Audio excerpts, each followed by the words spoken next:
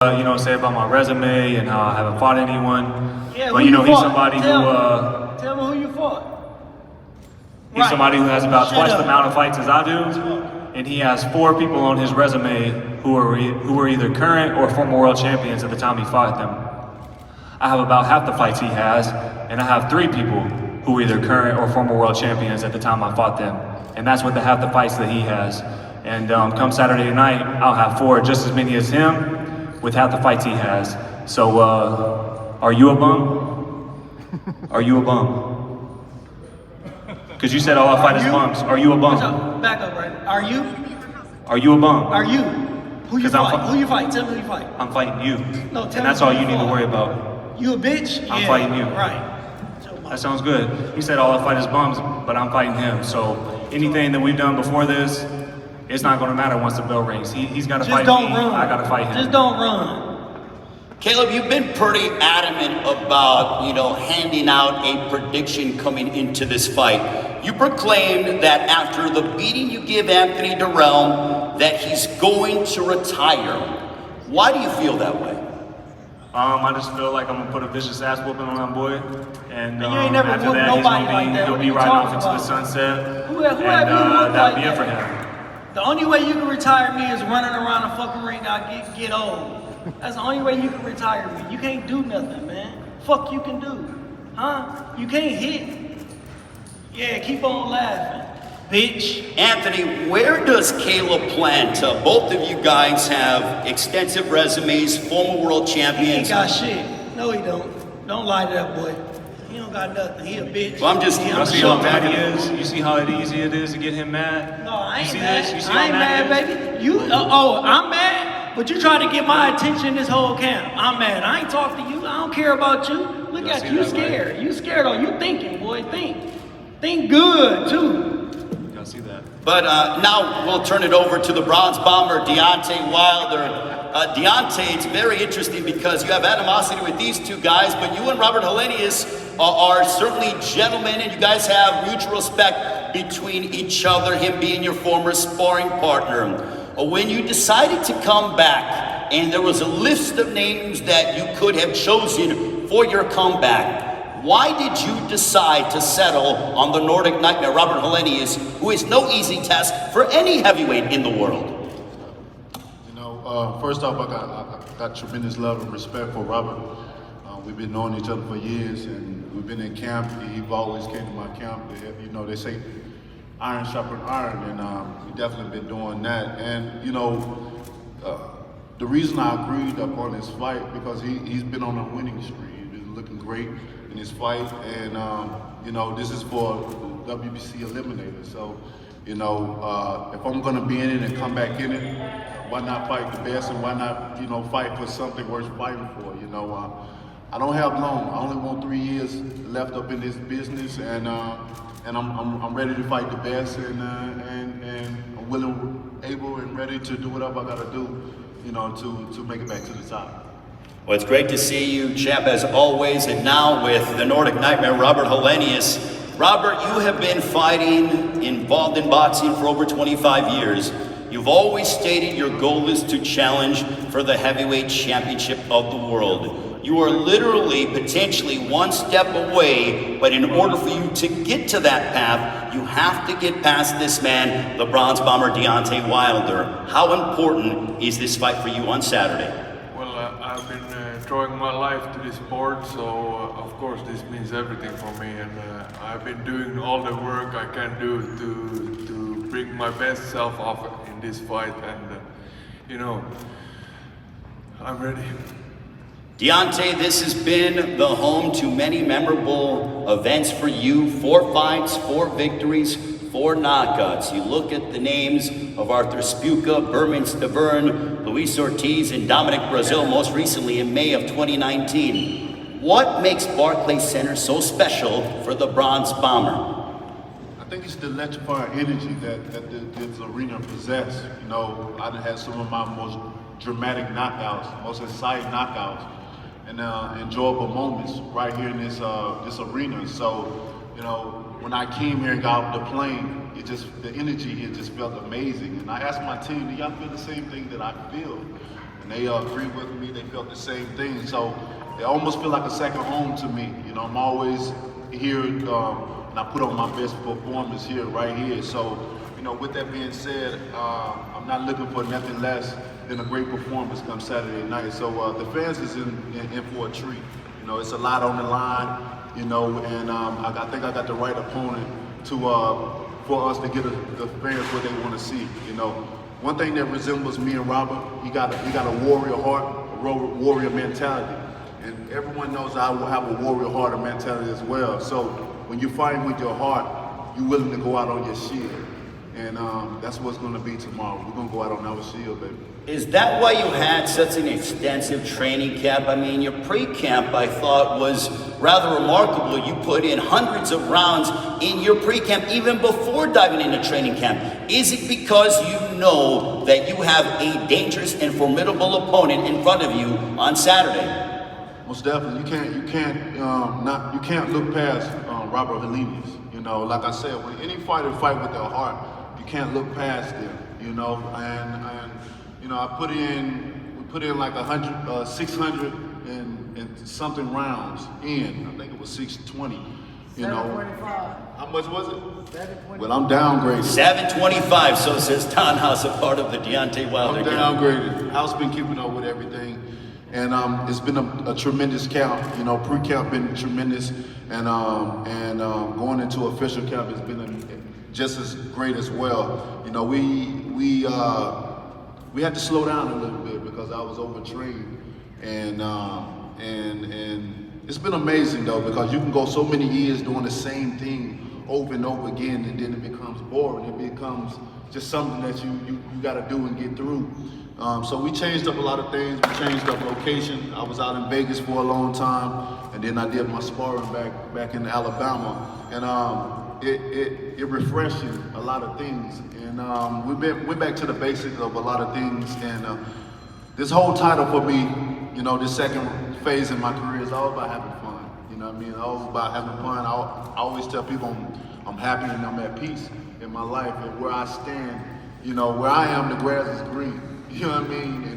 And can't nobody knock me off of that. So I'm looking forward to Saturday night. Although we're sparring partners and we respect each other highly, understand that you know, it will be, the beast will come out come Saturday night. You know, people ain't got to worry about whether they friends or where, you know, he said he love them and all that. You know, it's gonna be fire come Saturday night. That's for sure. Robert, what have you done in preparation? You both have had, you know, lengthy time together in sparring, but it's obvious that this man has destructive power, a knockout percentage of over 91%. You got to respect that as well, of course. We've been doing a lot of footwork, a lot of jabs, a lot of sparring as well. So, and we've been at it the whole year. So we didn't know the opponent in the beginning of the year, but we've been training all year. So, you know, sitting here, I don't know what to tell you guys anymore. I've been in so many press conferences, but we've been doing a lot of good work, and I feel like this is my time now, and the fight is gonna be really, really good. For you, what is it like to be back here at Barclays Center? Because not only has Deontay Wilder had success here, but you have as well. You went ahead in March of 2020, right before the pandemic. You know, you were a heavy underdog coming into your fight against, at the previous time, the undefeated Adam Kopnatski. And you came out, you shocked the world, and you smashed him. So what's it like for you to be returning to one of the best nights of your career? Yeah, I've been fighting once at Barclays Center, and the atmosphere was crazy good, like Wilder said. And I feel like the same thing is happening all over again. Deontay, you mentioned in the theme to this fight, since you decided to come back, that you're fighting for yourself. What does that mean, and how dangerous does that make the Bronze Bomber? Well, Ray, I gotta correct you. I'm you know, coming back to this second phase. I'm a true people's champion. I'm fighting for the people. I was selfish, just fighting for my family and bringing them up. You know, bringing them out of poverty, being able to establish a lifestyle that we love to do. And when I want to do something or go places, I'm able to do so at any given time at will, you know. But being the unveiling of the statue for me meant a lot to me. To see so many people come from so many different countries out to join hand with us, to unite with me and my family and my loved ones. It meant a lot to me, you know, man, you know, just to think about the past. You know, they say when you think about the past, certain emotions come out of you. And to think about that moment in time in history for me, man, it's an amazing feeling. So it just allowed me to understand that I mean so much to so many people around the world. You know, people gravitate to the things I do, to the things I say, and they apply it to life. Like I said, you know, the only way you obtain knowledge is applying it to life, and that's how you become wise. And to see that, to see so many people shed tears and break down, families and stuff like that, it allowed me to know, man, I gotta keep going. You know, I'm still young. I got 3 more years. I want to do it to about the end of 40, and that's it. So I'm gonna provide my service to my greatness for the next 3 years, and then I'm out of here. So this is for the people. You know what I mean? This is for the people to have fun and do what I gotta do, baby. So the bronze bomber back. So long live the heavyweight division. Well, you mentioned excitement that's in it. You mentioned 3 years because you said you want to fight till 40. So before I get over to Anthony Dirrell, I want to wish you an early happy birthday. I know your birthday will be next Saturday, October 22nd. So happy early birthday, Now I got 2 more years. Thank you. Okay, 2 more years. Well, speaking of birthdays, Anthony Dirrell will be celebrating his birthday tomorrow. Happy early birthday to you, Anthony. But the odds makers in Las Vegas, as they look at this fight with you and Caleb Plant, you are as much of a 6-1 underdog. What are your thoughts? Do you pay any attention to that, or do you use that as extra added motivation?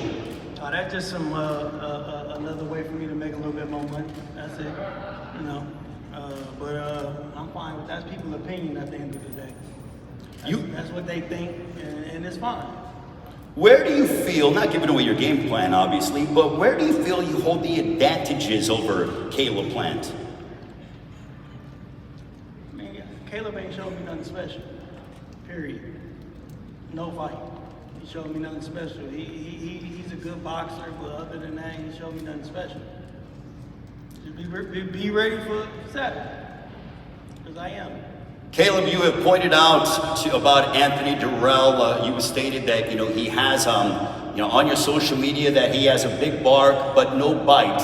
Why have you come to that conclusion, and how do you assess Anthony Dirrell as a prize fighter? Well, he's a former 2-time world champion, so I'm prepared. Me and my team are prepared. We work really hard for this moment, but at the end of the day, I think he does bark a lot more than he bites. And I think he's selling a lot of wolf tickets right now, being the dog. So, Anthony, did you see any of those social media posts from Caleb Plant? Did people send it to you and everything else? And what were your thoughts? Did you take that as gamesmanship, or did it upset you? No, I didn't upset me, man. That's how he feel. He wanted me to engage with him. I'm too old for that shit. I don't play with kids. He a kid to me. Well, I saw earlier in the week you posted a photo where you looked in impeccable physical shape. Is this, I know a lot of fighters say this, but how would you analyze your training camp for this fight? One thing about Anthony Dirrell, correct me if I'm wrong, but I feel like you fight better when there are emotions in a fight. Is that fair to say? Sometimes, we just got different game plans for different people. I think you got to go into every fight with a different game plan because everybody don't fight the same. So we got a game plan for Caleb, and we're going to use it. What's it like, again, continuing your partnership with Javon Sugar Hill, who's obviously been the trainer to many elite world champions? He's a great trainer, A-plus trainer. Been my trainer for a long time now, and he even trained me when I was younger, 13, something like that. So I mean, we familiar with each other. Caleb, for you, one thing I know ever since you were a young budding contender is that you crave championship gold. How much do you want to become a 2-time world champion? Because the hunger that I see from you, I feel, is that of a hungry contender. Yeah, absolutely. Becoming a 2-time world champ will mean everything to me.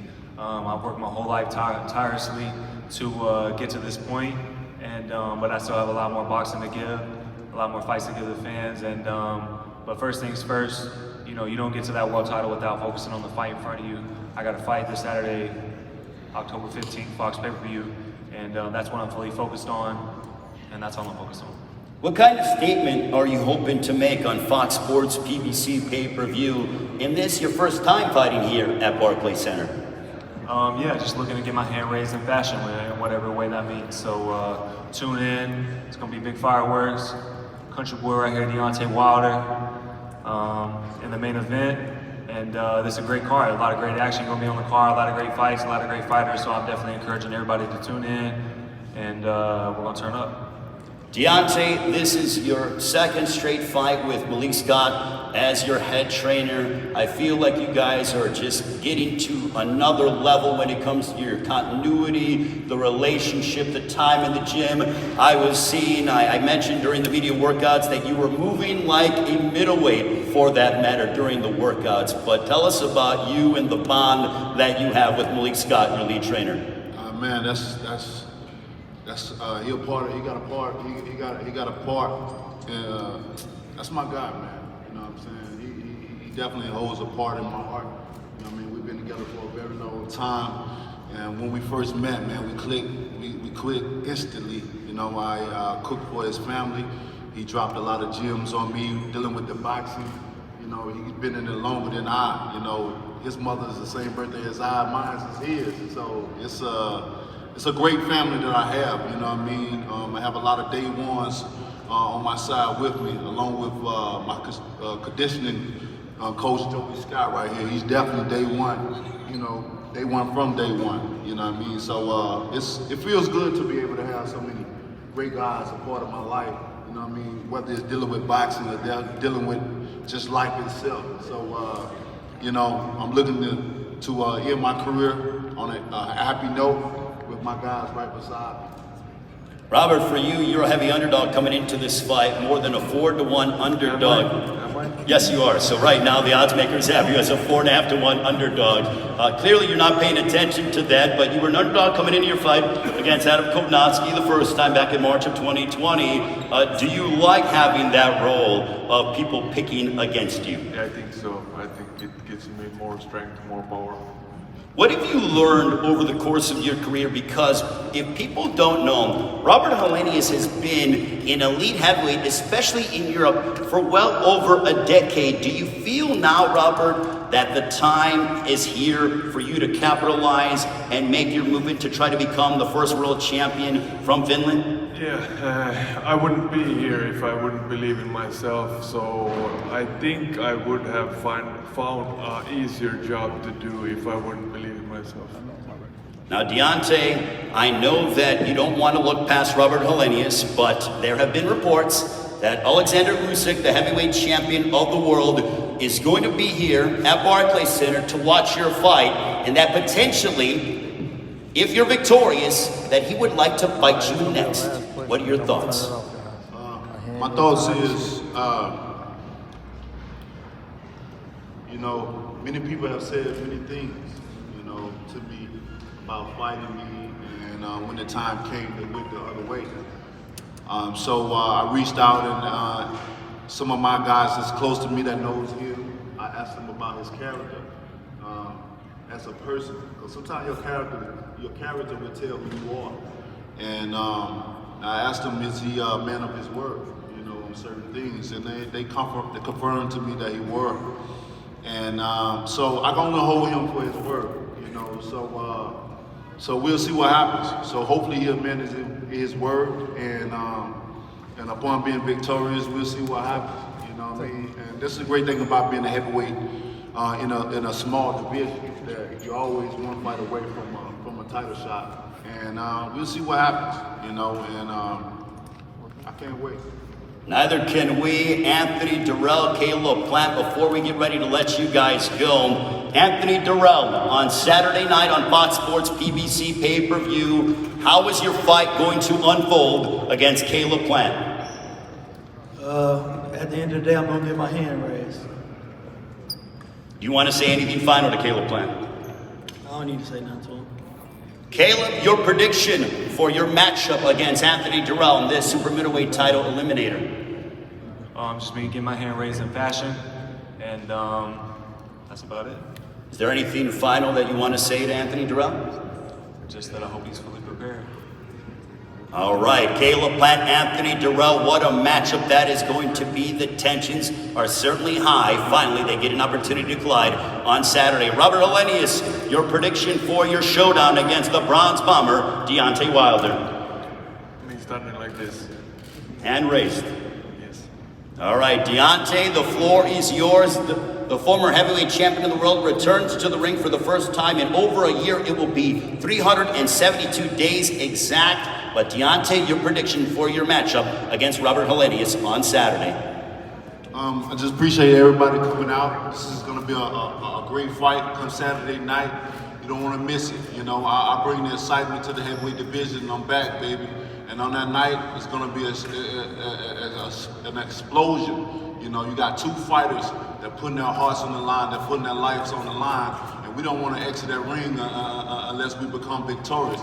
That's mean if we have to go out on our shield, and you know what I mean by that. So I'm back, baby, and you know, when I'm in the arena or when I'm in the fight, you know, I keep people on the edge of their seat. You don't know what's gonna happen, but when it happens, baby, bam, good night. I'll see you guys soon. Love, peace, and God bless. And you know, always, Bomb Squad! The Bronze Bomber, Deontay Wilder, Robert Helenius, Caleb Plant, Anthony Dirrell. Our main event and our co-main event on Fox Sports PBC pay-per-view. More press conference action continues as we will continue to dive in to this main event and co-main event. Don't miss the action this Saturday on Fox Sports PBC pay-per-view. We will come back with more to digest the press conference here on FS1 from Brooklyn. I forgot it's telephone. Now you can close them off. I forgot.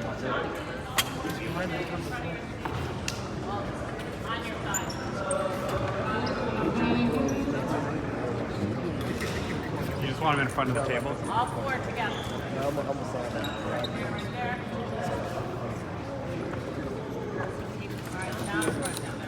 Yeah, just want that for the table. Everybody, look at the back. Compare to the back. And down in front here, please. Cameras here. I'll get you guys right here, please.